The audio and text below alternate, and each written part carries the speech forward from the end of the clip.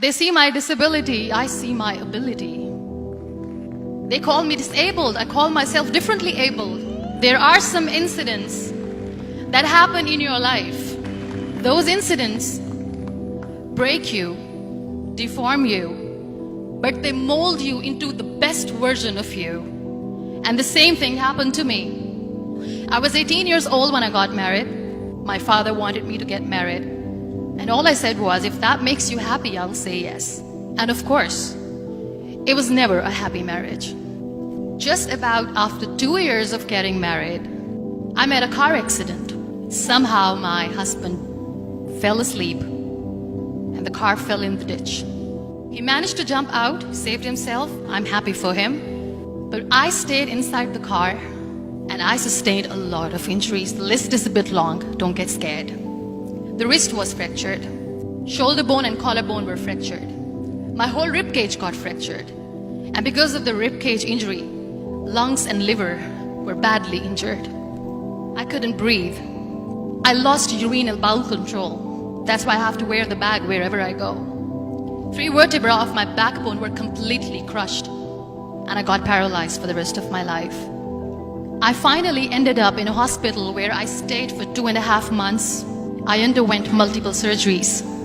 One day, doctor came to me and he said, well, I heard that you wanted to be an artist, but you ended up being a housewife. I have a bad news for you. You won't be able to paint again because your wrist and your arm are so deformed, you won't be able to hold a pen again.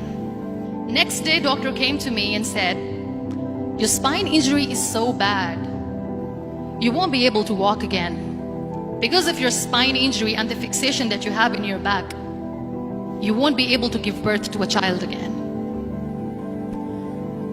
That day, I was devastated. I asked my mother, why me? And that is where I started to question my existence. Why am I even alive? And that is where I realized that the words have the power to heal the soul. My mother said to me, this too shall pass. God has a greater plan for you.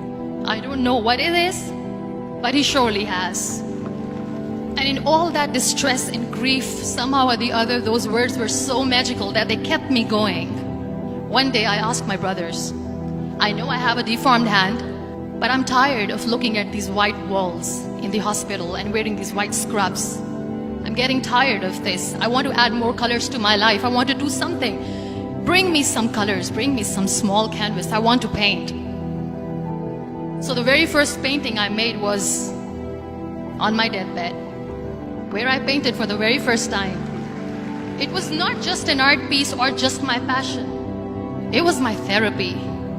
And then I was discharged and I went back home. And I went back home and I realized that I have developed a lot of pressure ulcers on my back and on my hip bone. I was unable to sit.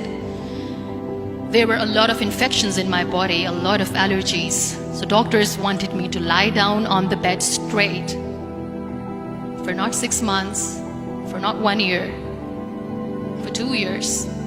I was bedridden, confined in that one room, looking outside the window, listening to the birds chirping, and thinking maybe there will be a time when we'll be going out with the family and enjoying the nature. That was the time where I realized how lucky people are. That is the time where I realized that the day I'm going to sit, I'm going to share this pain with everyone to make them realize how blessed they are, and they don't even consider them lucky. That day I decided that I'm going to fight my fears. We all have fears. Fear of unknown, fear of losing people, fear of losing health, money.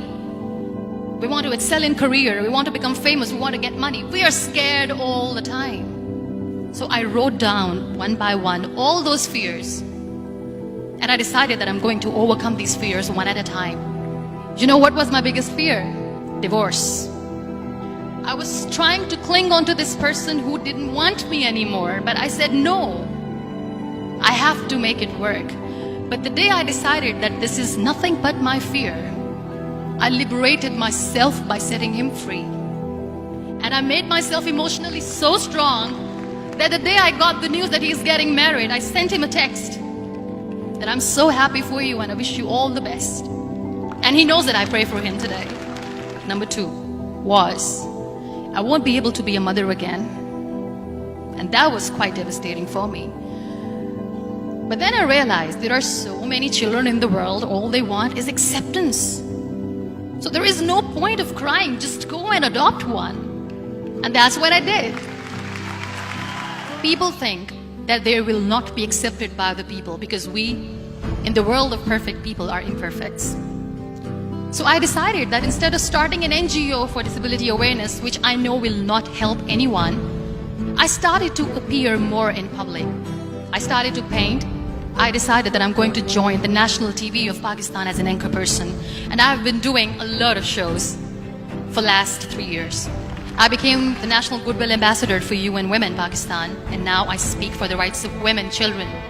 We talk about inclusion, diversity, gender equality, which is a must. Every time I go in public, I always smile. It's always a big toothy smile on my face, and people ask me, don't you get tired of smiling all the time? What's the secret? I always say one thing, that I have stopped worrying about the things that I have lost, the people that I have lost. Things and people who were meant to be with me are with me. And sometimes, somebody's absence makes you a better person. Cherish their absence. It's always a blessing in disguise.